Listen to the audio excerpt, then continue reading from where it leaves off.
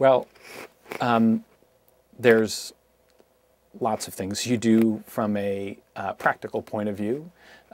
Your secretary learns how to say questions like, well, maybe you should call the social work department first before we book this appointment, or the schedule looks really full.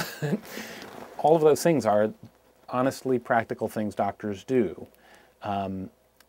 Second, many of the larger hospitals, like my own, have a free care pool and will have people apply to it so that they can get their care, but there are delays built into that, and you see that happen.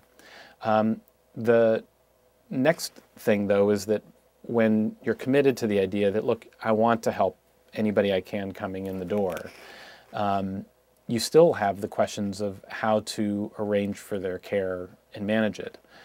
I can't tell you how dramatically my practice changed when the Massachusetts health reform went through.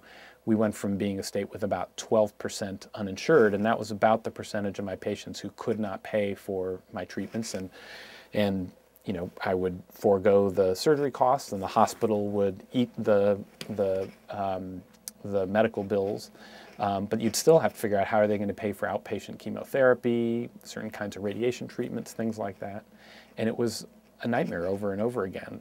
And when the reform bill came through, well, let me put it this way, it's been 2 years and I've not had a patient in those circumstances for my state since then. And it's, you almost don't notice that you used to grapple with these issues all the time. I face ethical dilemmas all the time. They're routine. The 19-year-old patient who sticks in my mind because right before the Massachusetts health reform came through, I'd seen her and she had a metastatic thyroid cancer. Her cancer had really spread widely.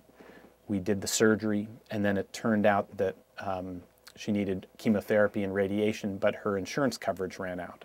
She had a $75,000 cap on her policy, and she didn't want me to tell her parents about her condition because she knew they would try to find a way to pay for all of this. That is a kind of ethical dilemma. It would seem to me a no-brainer. I called her parents, and sure enough, you know, they got a second mortgage on their house. They found a way to make damn well sure their daughter got the treatment she needed.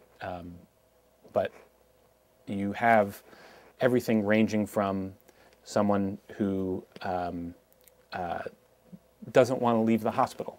They are in the hospital and they're better, but you know, things are kind of a mess at home, and they'd love a couple extra days in the hospital, even though it's $2,000 a day. How do you grapple with that? Do you kick them out? How do you kick them out? Or do you just say, well, you know, this is my patient. They're the customer. What they say goes, and you can't. You find moral questions are a daily part of what you do as a physician, and part of what makes it so interesting.